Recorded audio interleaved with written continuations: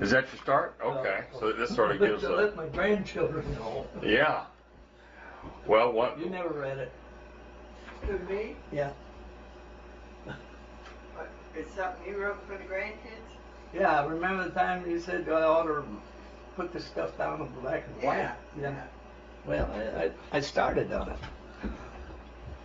So you just reported to the bus station there in Janesville, and off you went. So where'd you go to basic? Is it? I'm sort of reading ahead here. Yeah. Did you go to Camp Hood, which is now Fort Hood?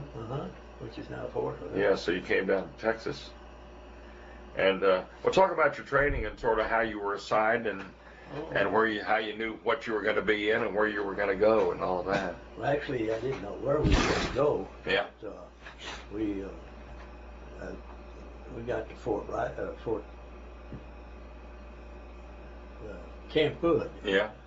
I can't get in my mind that it's Fort Hood now. Right. Right. But then I took my basic training there, and then we more or less went on a furlough before we sent overseas. Right.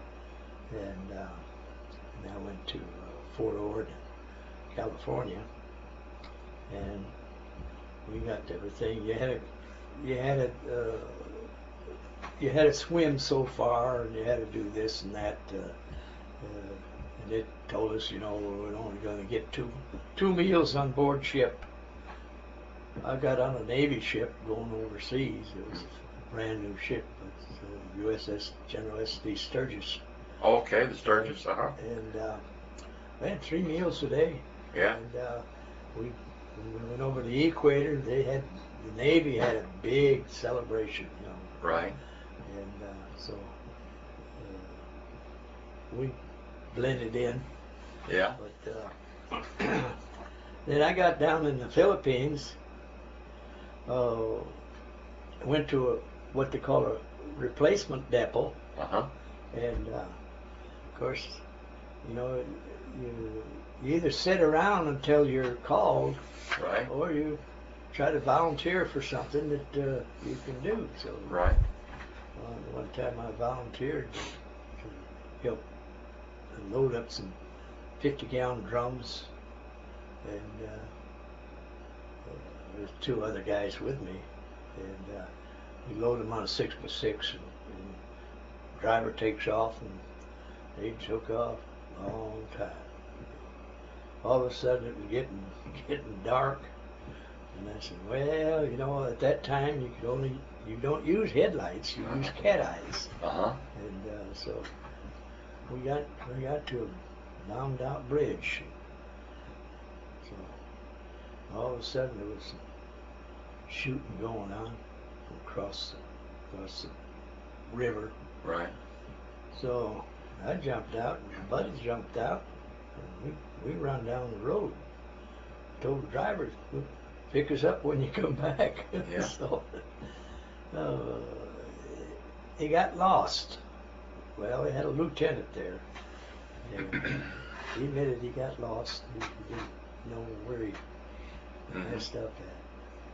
So that was my initiation to get shot at. Right.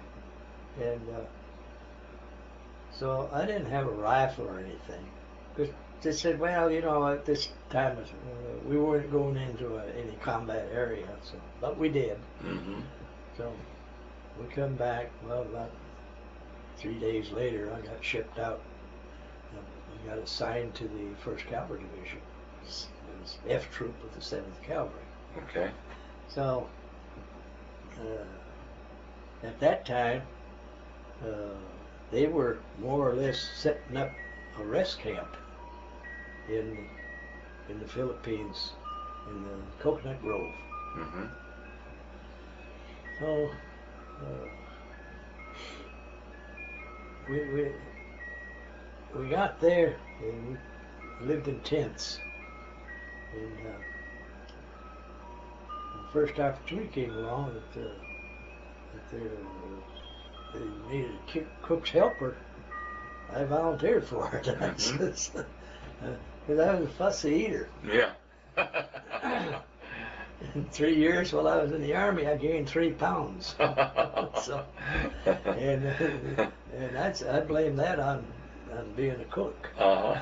Well, that's not much. No, it's not much, but I survived. Yeah. But So you were a cook's helper. I was a cook's helper. Right.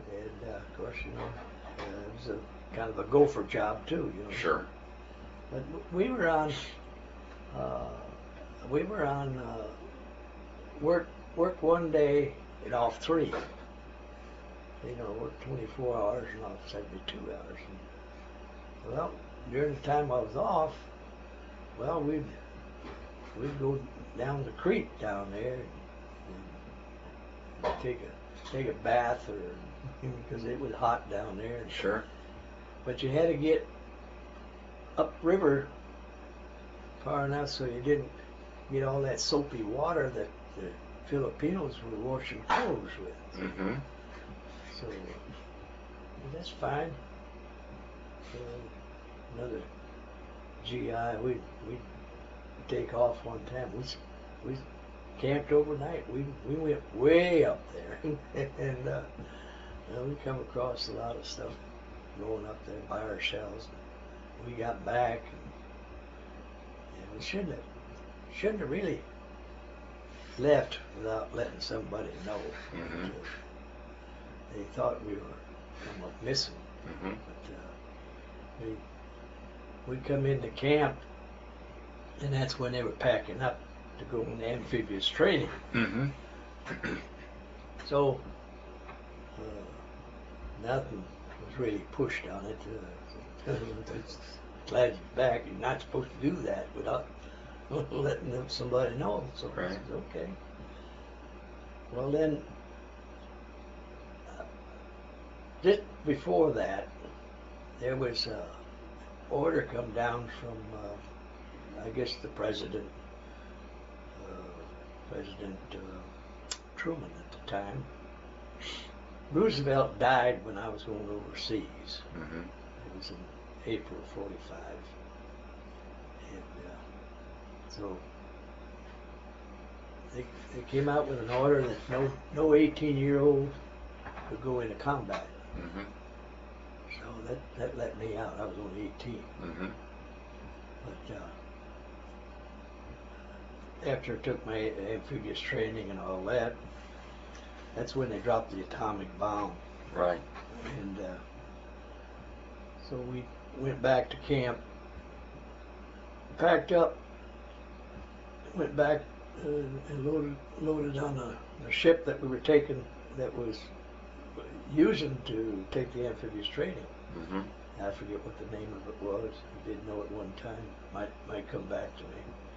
But we took off to Japan. Mm-hmm. We get out about 24 hours, and this typhoon was around the area. So we were supposed to go back to Subic Bay for 72 hours. We went back to Subic Bay and stayed 24. And we took off again. And I seen waves as high as this house. And From the typhoon. yeah. Yeah. And the water was, the ship would come out of the water, and the propellers would just Uh-huh. vibrate the whole ship. And I thought, oh boy. But anyways, it calmed down, and we got up to Tokyo Bay up there. Yeah. And it's when they signed the peace treaty. Uh-huh. Were you there? Yeah. In Tokyo Bay? In Tokyo Bay. Is that right? So you don't remember the ship that you were on? Not offhand. Okay. What was your job there? I mean, for that ceremony, were you transporting people, or were you just there for security reasons, or? No, for occupation. I see. Okay. Okay. Occupation. Right. September the 2nd, Yeah. 45. Yeah. September the 8th of 45, Right. I marched into Tokyo with General MacArthur I see. as one of the honor guard. Oh, really? Yeah. And Wow. that prior to doing that, we we went into a Navy yard, Navy barracks, and set up camp. And of course, they had a big drill field out there, and we were out there marching and doing all our stuff, and big officers was looking to see who was doing the best. And the F Troop of the 7th Cavalry was the troopers that marched into Tokyo as General MacArthur's honor guard. As their honor guard. And So y'all earned the right to do this. And so. Sing your song. Yeah, many may come and many may go, but we were first in Tokyo. So that's that's the First Cavalry. First Cavalry Division was in different places in the Southwest Pacific. Always the first ones. Right. So just added to it.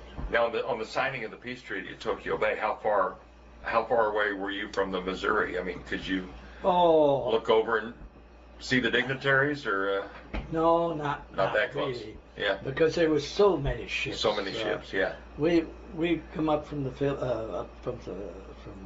Philippines there, and we were all alone out in the water. Then all of a sudden, about the day before we got there, the day we're getting there, wake up and we got hundreds and hundreds of ships around us. Right. And they're all converging in the Tokyo Bay there. Yeah. And but so a few days later, you're part of this honor guard. Tell me about. So tell me about that. Well, how many of you were there? Well, there was 120 or something like that. Right. It was our troop, what we call a troop or company of what were we called? The troopers. Right. But that we done our marching and we're marching into Tokyo with General MacArthur. And he was out there in front. Was he like on a Jeep or on a?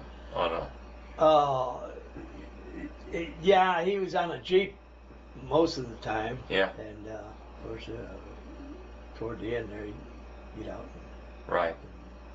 Marched in there. Exactly. Yeah. Same way when he comes in off the water. Right. Oh yeah. It's whatever would get a good picture of him doing it. Right. Yeah. Yeah. He wasn't camera shy, was he? No. He got a lot of pictures taken. Yeah, he did. Yeah, he did. And then, of course, that happened. We just went back to camp and continued on. My company,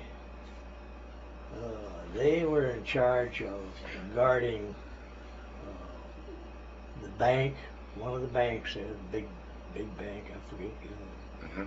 And also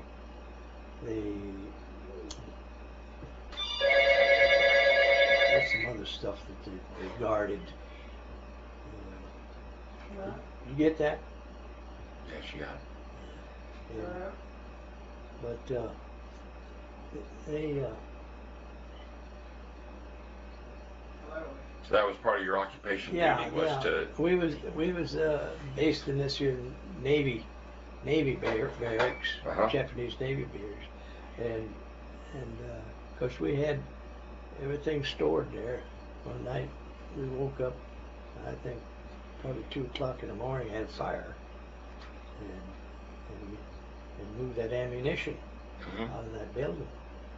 So there I was volunteer to go in there and get that ammunition, 105s and 50 caliber machine gun shells, and get it out where it wouldn't blow up. So, yeah, that was one thing. We felt that the Japanese weren't really welcoming us like we should. Right. But which you can't blame them. So the barracks were on fire, is that right? Yeah, the barracks. And the ammunition was in there. Right. So you went in there and got it out. Right. While the fire was burning. Yeah, we had a fire brigade, Yeah. we just lined up. We just passed this ammunition. Right. So it wouldn't blow up. Yeah. And you got it all out in time? No yeah, big got it all out explosions? in time. No. Anybody injured? Or? No injuries. No Yeah. nothing. So. Yeah. And then I was still assigned to the cooks, you know. Uh-huh.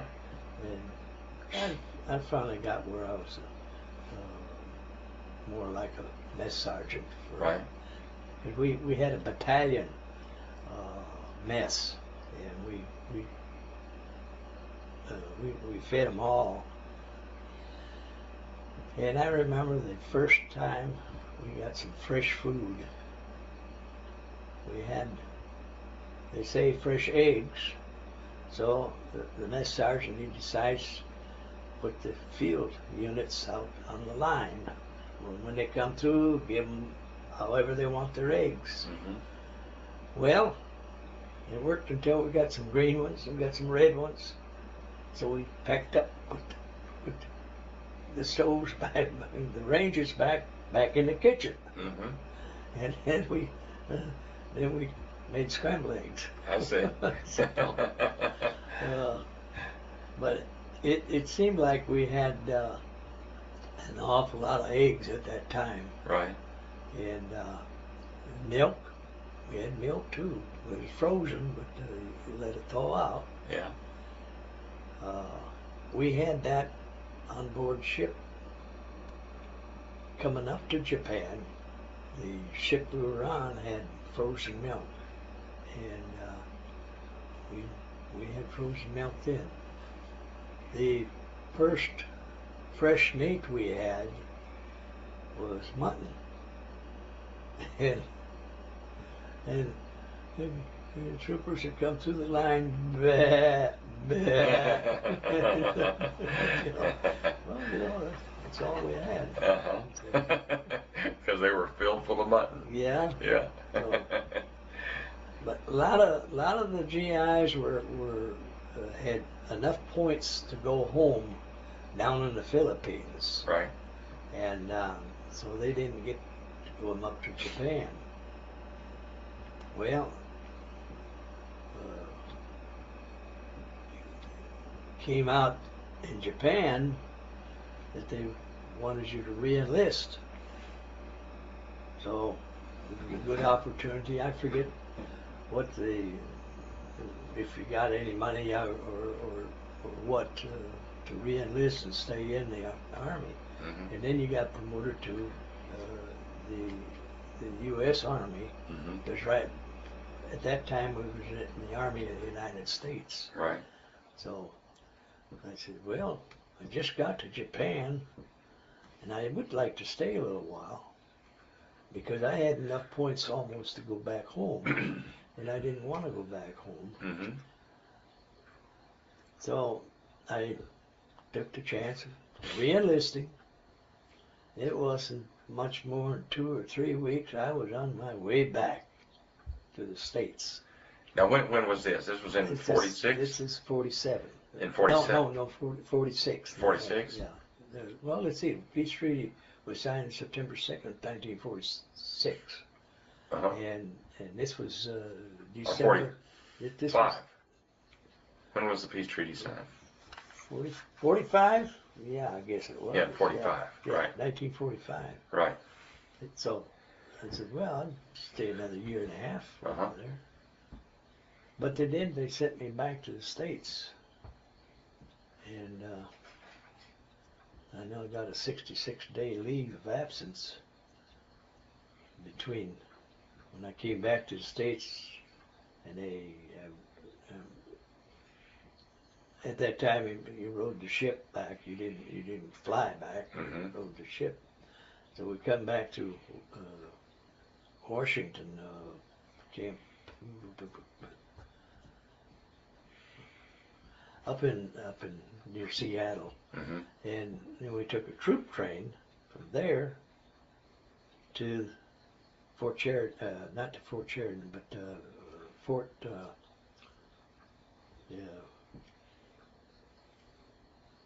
Camp McCoy, Wisconsin. Okay.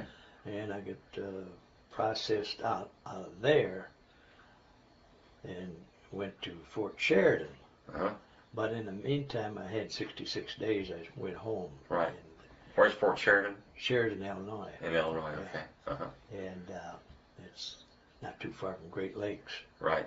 So we got to Fort Sheridan, and there again, I didn't know, you just kind of wait till your number comes up and where you going to go. Right. So I went to, I ended up in Fort Riley. Uh-huh. In Kansas? And when it said Fort Riley, I said, oh, I just shuddered that because I didn't want to ride no horse. And that was a cavalry station. Right. Me being a first cavalry. Uh-huh. So I went to Fort Riley. Yeah, got there. Had a first sergeant. He said, "There ain't nothing for you to do, Sergeant." At that time, I was a sergeant, and he says, "When something comes up, I'll let you know." So there something came up. He says, "You know anything about radio?" Well, I says, "I have carried radio, an SCR 300. Well, good. He says, "You go to radio school." So I went to radio school for 18 months, 18 weeks, I guess it was. Uh-huh. And They're in Fort Riley? at Fort Riley, Uh-huh. at the Department of Communications. Right. So I learned how to send and receive Morse code. Mm-hmm. And at that time, during that time, we would go out on field trips, and we'd have a lot of the POWs come in, and they would go out there with us. Mm-hmm. I remember this one particular one. He was either a major general or something, and he'd interrupt me every time I get a message coming in. He said, how do you understand that? I said, well, it's just like another language, Well, Were these Japanese or German POWs? these were American POWs. Oh, American POWs. Okay. They got repatriated over in Japan and the Philippines. I see. Okay. Okay. Okay. People who had been POWs. Yeah. Okay. Right. Yeah. One of them was General Wainwright. Wainwright. Yeah, Wainwright. He was a Japanese prisoner of war for Uh-huh. some time. But so they more or less kind of bring them up to par, kind of let them know what's going on. Right. Well, then once I graduated from there, then another course come open is radio repair. So I take that, another 18 weeks. So when I got done with that, I was number one and number two graduating. So they offered me the instructor's job. Mm-hmm. Okay, so I started doing that. Instructing in radio repair? Yeah, radio repair, radio Operation? Everything. Okay. Everything. I knew it all Uh-huh. at that time. Yeah. And so I got going on that, and in the last 13 days I was in the service, there was a lieutenant colonel wanted me to go down to Camp Funkston at Forsyth. They opened up one of the camps down there to make OCS. Mm-hmm. And put me down there as a cook. Now, where was this? This is at Fort Riley, Kansas. Oh, okay. See, they've got Okay. Forsyth, Camp Funkston there. Okay. Okay. And I forget which one. I think it's Forsyth. Uh-huh. That was reactivated and got to be an OCS camp. So Mm-hmm. they put me down there, and I was. This was before anybody come in there, and I was the only trooper down there. All night, didn't have a MP come around, didn't have nothing come around. Of course, I didn't have any vehicle or anything, Mm-hmm. and so I told them the next day that, you know, I didn't think it was right. You know, just I'm the only one in camp here. I don't have any protection. Mm-hmm. So that next day, I walked to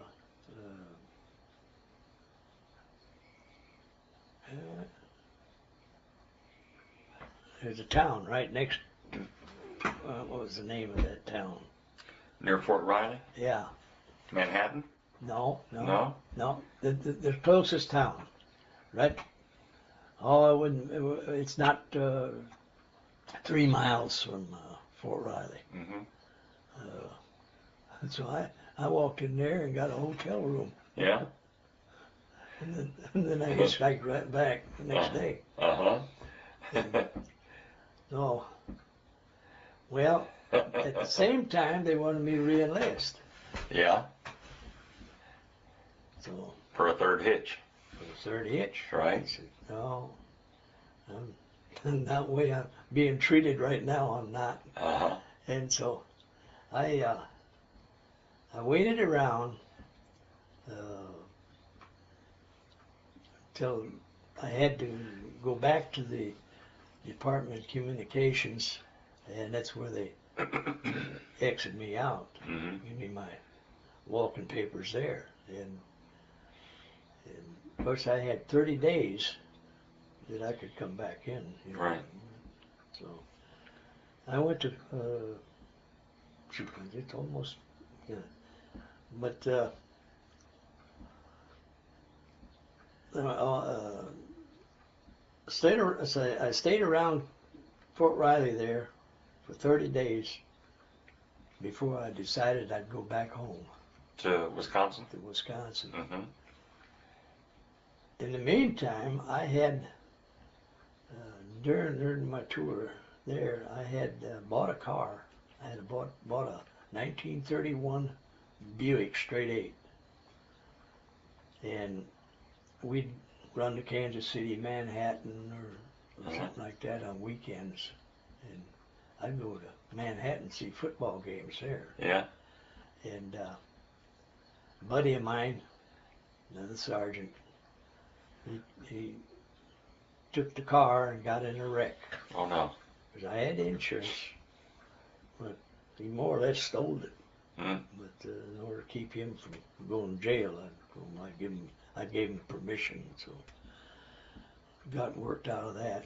But then he gave me enough money to buy me a moped. Only thing they called it a Wizard, Uh-huh. and that was like a washing machine motor on a bicycle.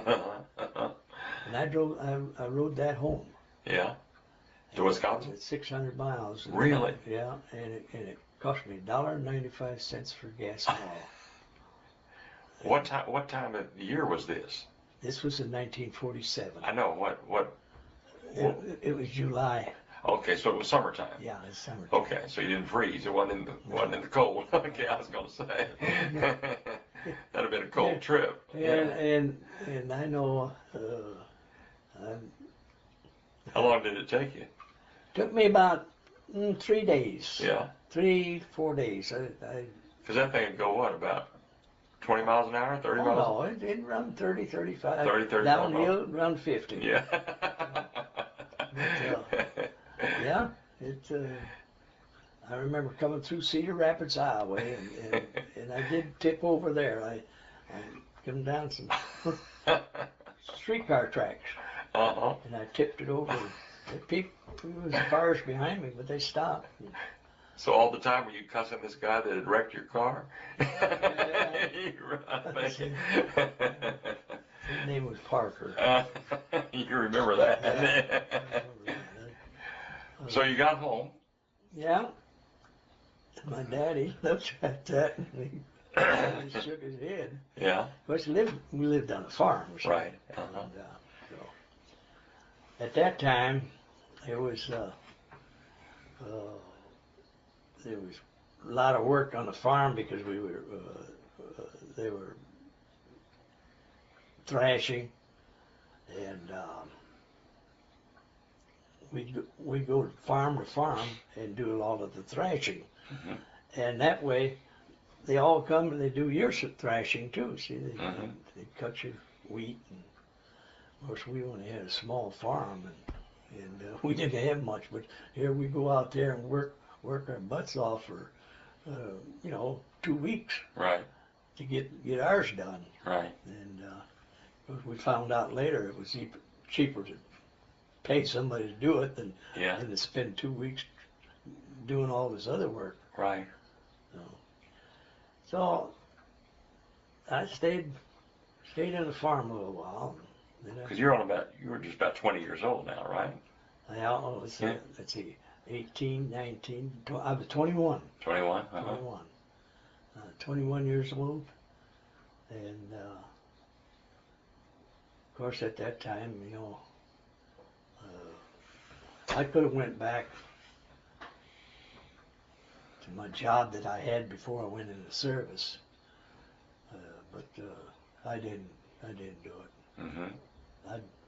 My first job after the service, after I came home, was unloading lumber from a boxcar, and I think I made 75 cents an hour. Yeah.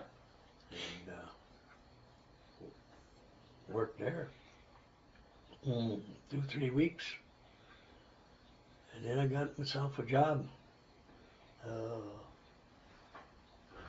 at 7-Up Company, delivered 7-Up, and I made I'm going to say I made I'm going to say a penny a case. I got so much a week and then penny a case commission. Right. Yeah. And until, well, that lasted 6 months or so. Then I got where I was making deliveries. This one guy at the service station, you want to know if I'd want to come to work for him? I said, well, yeah. How much you pay? He says, well, I'll give you $33 a week. That's more than I'm making now. Yeah. So I quit and I went to work for him as a mechanic. And it's a service station. It was pumping gas and all that. Yeah. So I worked there a couple of years. Yeah. And till I went in service station business myself up in Fort Atkinson, Wisconsin. And I stayed there until, I was in the National Guard at the time. But the guy I was renting it from, he thought I was doing pretty good business, and he wanted more rent, and I wouldn't do it. Right. So I just left it, went doing something else. Yeah. What'd you do after that? After I did that, let's see, I went to work for down in North Chicago at Fan Steel Corporation, and they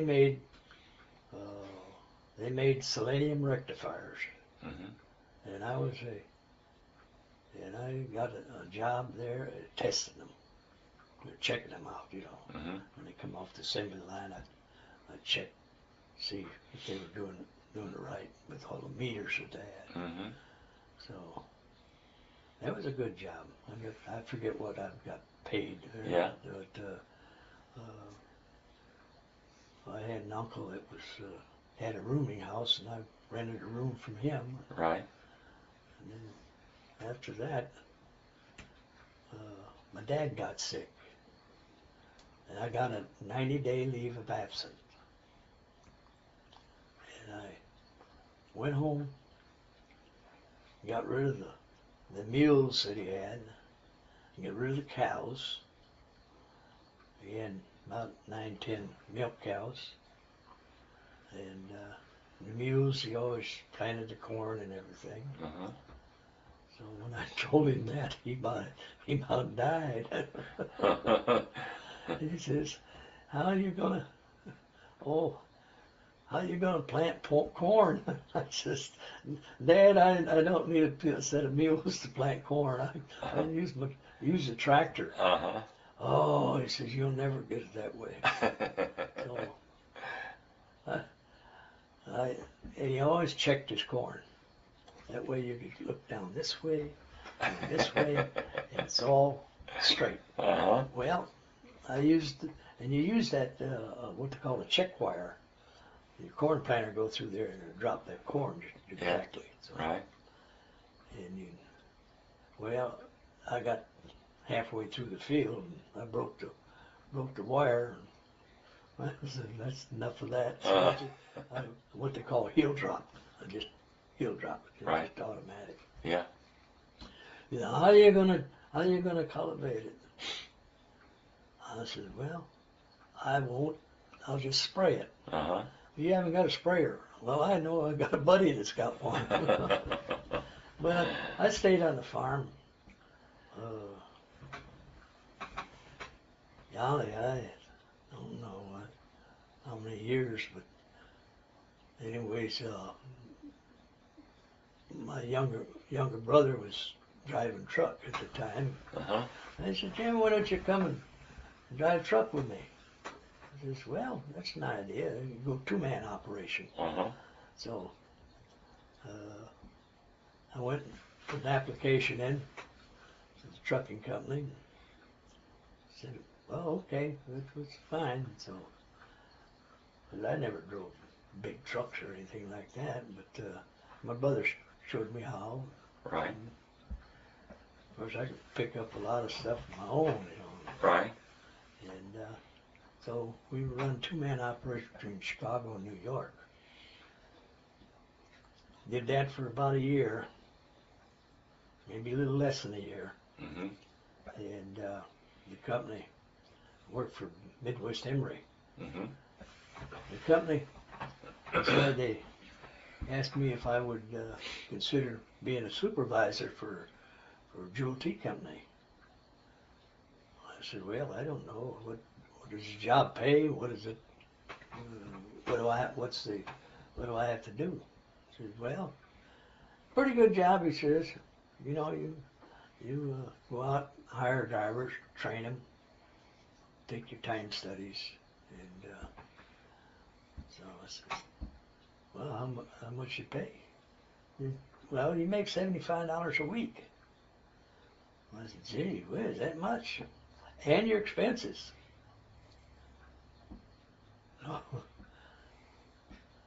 I think when I got married, isn't that what I was making? What, $75 a week? $75 a week, and I got married in 1957. Uh-huh.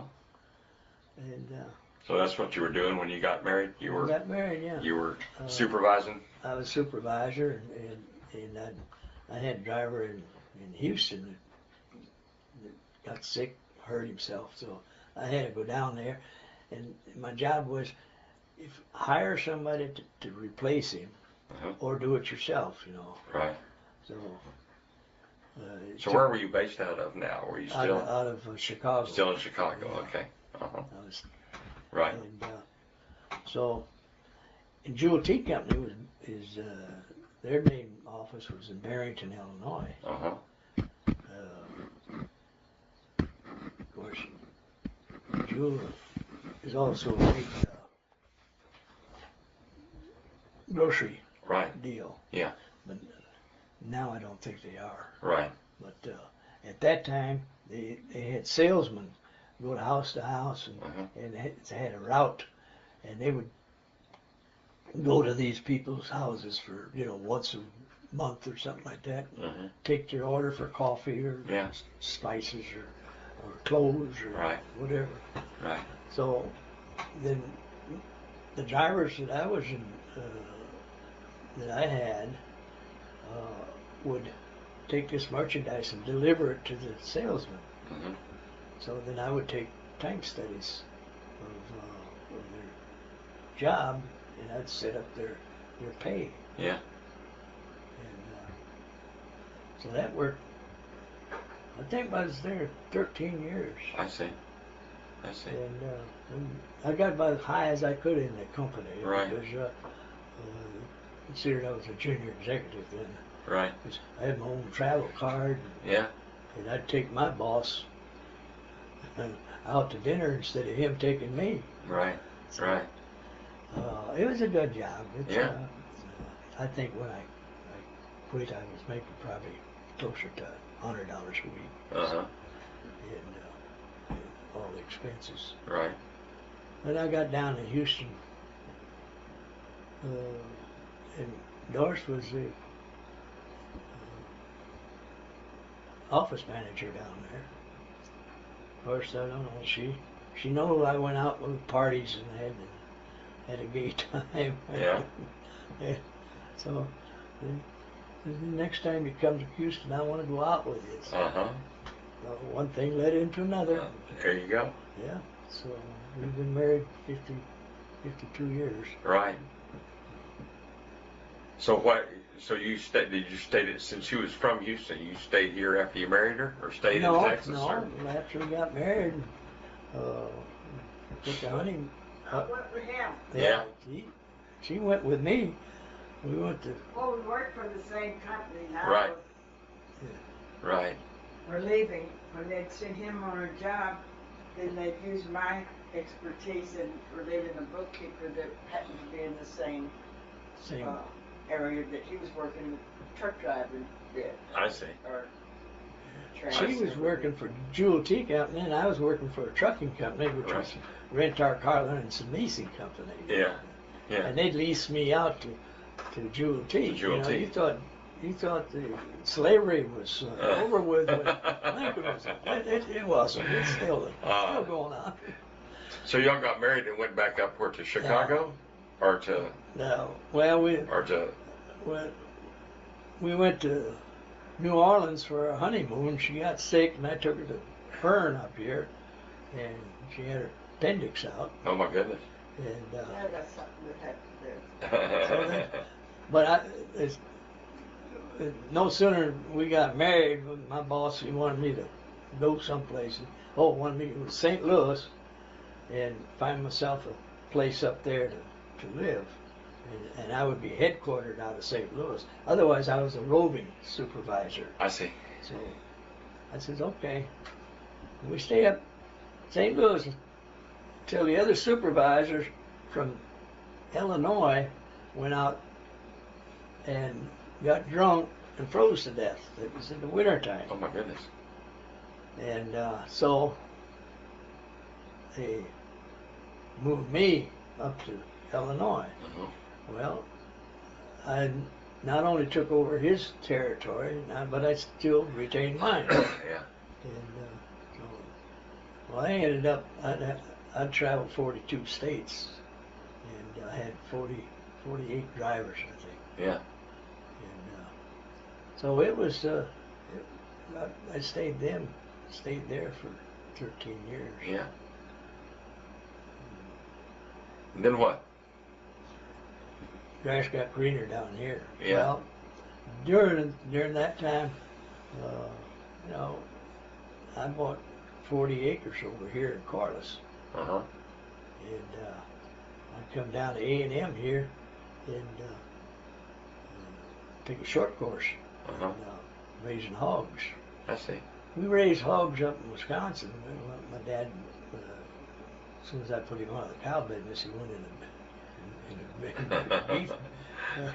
Raising beef cattle. Yeah. So, and that used to irk me too, because he'd raise all this corn up. We'd have 150 acres of corn. He'd take all that corn, put it through the bunch of steers. Right. And then sell it. And, Yeah. I says, you better sell that corn when it come off the field. We wouldn't have nothing to do then. Yeah. So all year long. We'd feed the cattle, all Yeah. that corn. So were you a hog farmer down here? We run some hogs up there, In but we Carlos? just run them after the cattle. So. Right, yeah. And then down here, with A&M, they would more or less teach you how to raise good hogs. Uh-huh. And I'd run,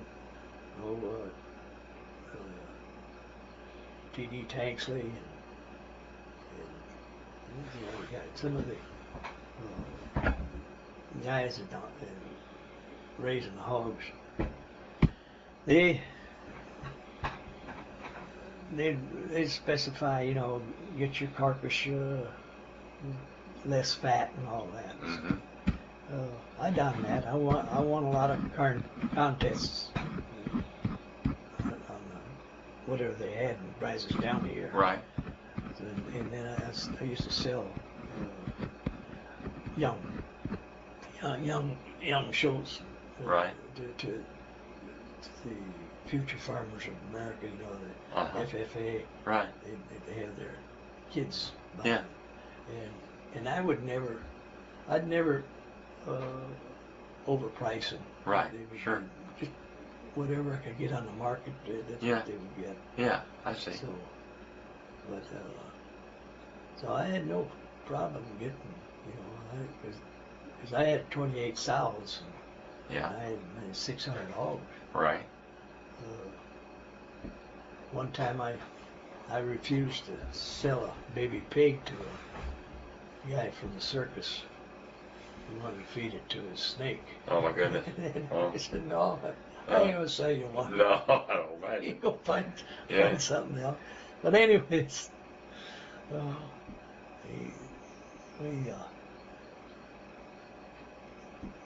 we enjoyed it up there.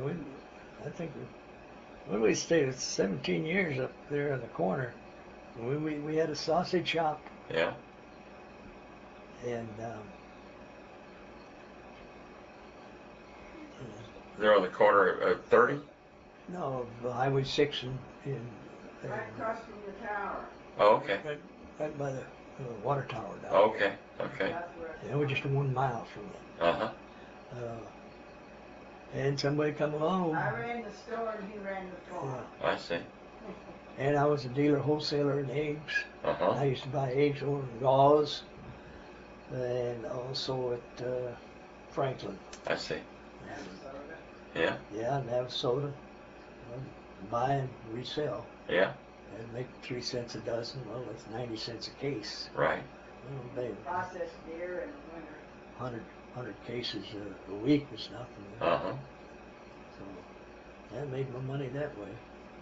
Of course, we made the money when we sold out Right. because What was the name of your store? what was that? What was the name of your Saunders Sausage Shop. Saunders Sausage Shop? Yeah. And you were right here on, like, Right out On on the highways. corner of so not far from where you living right now? no, just 1 mile. Yeah, It's vacant now, but yeah, they were talking about come through with the highway and all that. yeah, And I had a little convenience store there, Yeah. and hog pens and hog. I had as many as 600 hogs, yeah. but they're all on a lot of slotted floors. What year did you sell it? 1983. 1983. 83 or 84? We stayed there till '84 while we were building Yeah. this house. Yeah. We built We it. actually finalized it in August of '83. Did you live there nearby, or did you Yeah, live right there We on had the, we had a big house there. right there? Yeah. And the guy that bought the house took it apart piece by piece and rebuilt it. I'll be darned. I don't know what because we sold the whole piece of property, and I'd say he was Investors. what? Actually, it was sold to the investors. Yeah, so Uh-huh. some They knew investors. that the highway was widening and Right. would wipe us out, Right. or we knew it. Yeah. We've been to the meetings Yeah. we have I at took highway department. Yeah. And they come clear up right to Greens Ferry Road there. Uh-huh. And bought the right of way and everything. And then that south, they didn't buy the right of way of kind of some flower they had. Uh-huh. Navasota narcissus, they call it. Yeah. And they said they had to do something different. Yeah. And I had a bunch of them on my place. We had cattle on this place. I had those Navasota narcissus on this place. Mm-hmm. And I used to hunt down the bottom down there at the Navasota bottom Mm-hmm. and trap Yeah, right, we had another place down there in the river. coons and all that. Yeah. And I said, all that stuff is growing wild down there. Yeah. I says, you want me to dig some up and bring it up here? I said, no, don't do that. So y'all have children? I got two, Two? boy and a girl. Boy and a girl? And grandchildren? Lots of grandchildren. Lots of grandchildren. Where do your kids live? One here and one in Yeah, Austin. one year. She So- worked for A&M, Uh-huh. and one in Austin. I see. He's a CPA. I see. Are you familiar with the Veterans Voice of Democracy program? Yeah, as a matter of fact, I judged it just a couple of months ago. Really? Yeah. Well, I was one of the judges. Won first place over there in their district. Were you a judge here? Here, Here in District 17. Uh-huh. And James, my grandson, is a junior. And he won first place in that district. I see. District Austin. 28. In Austin. Great. Yeah, it covers Austin and Round Rock, Cameron, Rockville, and Yeah. all in that area. Was it for voice or for writing? It was something voiced? It's called the Voice of Right, Democracy. right. But there's a writing contest and there's a That's the Patriots' Pen. Patriots Pen is the writing contest. Voice is the audio. The 9th and 10th grade. Right, yeah. 11th and 12th is the Voice of Democracy. Right. I judged both of them just a couple of months ago, as a matter of fact. Yeah. They're to give those awards out here on the night of the meeting that Thursday night, I think. Right. Yeah, next month. Yeah. The deal over in Austin, Yeah, of it's course, we scheduled. didn't get to go to judging, but we will get to go to the Yeah. announcement. Yeah. And it was real funny if you got time. Sure. We were house sitting. We say babysitting because their dog's named Baby. And they went to Michigan for Thanksgiving, and while they were gone, they called us about wanting to talk to James about his entry into the Voice of Democracy program. Uh-huh. So they didn't want us to tell them anything, so we got a hold of them and had them call this lady who was the chairman. And so then she got a hold of them. And then a couple of days she called back and so she got to have a picture. Well, Scott, the local judging, James had already won first place in that, and that's why I had to have the picture. Right. So they're up there with nothing but play clothes. Uh-huh.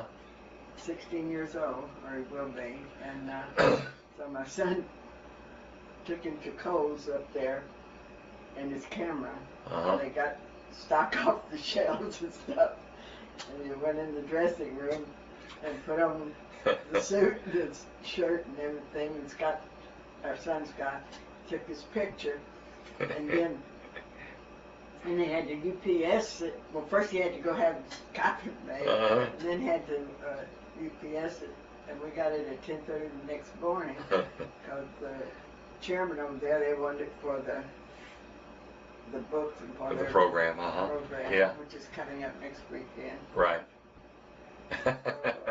He's all excited about it. Oh, I It's the bet first he is. time he never entered the Patriots Pen. He could have, but Uh-huh. Grandma wouldn't push him for that. Yeah. But I was this one. Right. Well, we Was had, I guess the I guess the subject is universal. I think it was why we should honor our veterans. Is that what it was? Yeah. What it means to Yeah. Yeah. to you. And Right. Right. Yeah. so we know he's in the top 25 Yeah. anyway, because it's only 25. Yeah. Well, it's amazing. There's some very, very good ones. The one that we judged the winner here actually was a young man that when we were judging him, we didn't know who we were judging, but then after we did our judging, they told us the names of the people, and it turned out the guy that won it was a young man who I had helped put together an interview, a video that he had done. I forget the young man's name right now, but he was very, very talented. It was tough. It was tough to judge these things. It really was. Yeah, they were very, very talented. Yeah. So since '84, you all have lived here, and what have you been doing since '84? Volunteer work. Yeah, just retired and. Oh yeah, you see that motorhome out there? Yeah. You've been traveling. Travel. Where do y'all go? Oh, we go up to Wisconsin. Yeah. Up Arizona. Yeah.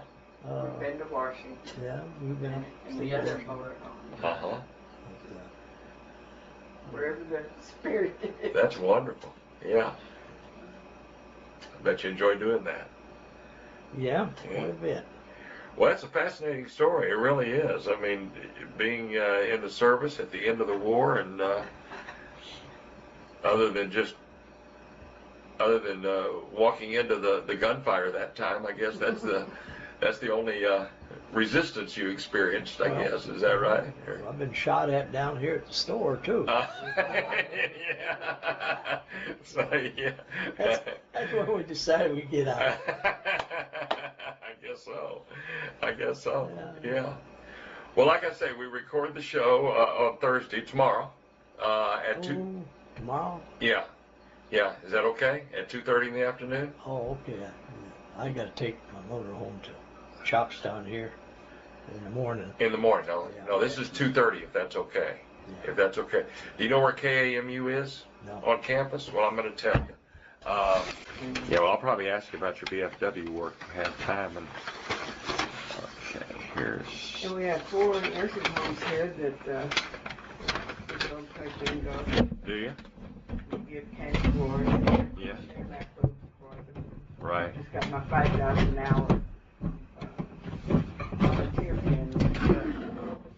Okay. Okay, here is actually what I'm drawing here will probably tell you where it is. It's right off of George Bush Drive. It's where it is. It's not very far.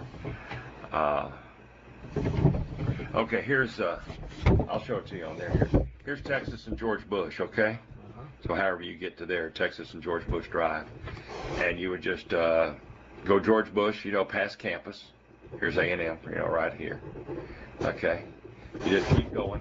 And go all the way. This is the railroad track and Welborn, okay. Well, you might come in on Welborn on W.D. Fitch, right? Okay. Is that probably a better way for you to come to campus on Welborn? Okay. Well, I can do it that way too. Yeah. Yeah, that's probably quicker for you is to get over on Welborn, go over on 40, right, to Welborn Drive and just go down. Okay, let's say you're doing that. So you're going to go down Welborn and you go all the way to George Bush Drive, okay, right there at campus, you're there where Kyle Field is, and you'll turn right on George Bush, and then your very first left is Houston Street. And that's right there at that intersection. That's where the former students building is right here. That big former students building is right here. You turn left on Houston Street, and the first little one-story building on your left is KAMU. That's what it is. It's right there. It's called Broadcast Services and KAMU. It's right there on your left. And on the map, you probably got it here. Yeah, there he is. There's Houston Street. And your very first street, matter of fact, this Russell, you'll pass Russell, and right there, you made the mark right there perfectly. That's where KAMU is, right there. And I've done the same thing here. You'd come down Welborn, You'll turn left on Houston, and this is KAMU right there. It's a one-story building. And what you'll do is you'll pull into the parking lot right past KAMU, just right past the building, and you'll sort of show you here.